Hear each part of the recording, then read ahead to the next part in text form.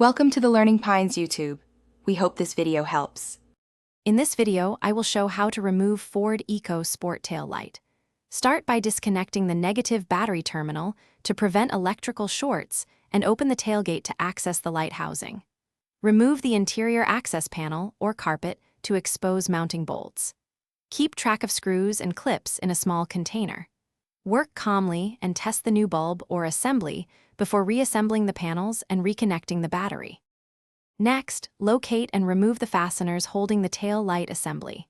Use the right socket size to avoid rounded heads and keep bolts organized.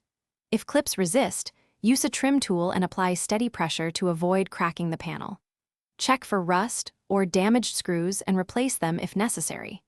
With fasteners removed, gently wiggle the assembly outward to free it from alignment tabs before disconnecting the wiring harness. If you're finding this guide helpful, please subscribe and like the video to support more how-to content.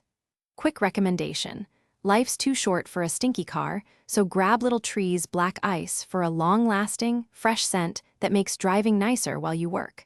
I like how it masks odors and is simple to hang near the headliner. Check the description for the link and other deals. Now let's get back to the video.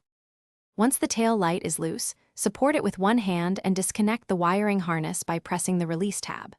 Swap bulbs or the entire assembly as needed, twisting bulb sockets counterclockwise to remove and clockwise to secure replacements. Before final reassembly, reconnect the negative battery terminal briefly and test brake, reverse, and indicator lights to confirm operation. If everything works, reinstall fasteners, replace the access panel, and tighten bolts snugly. Thanks for watching. Consider subscribing if we helped you.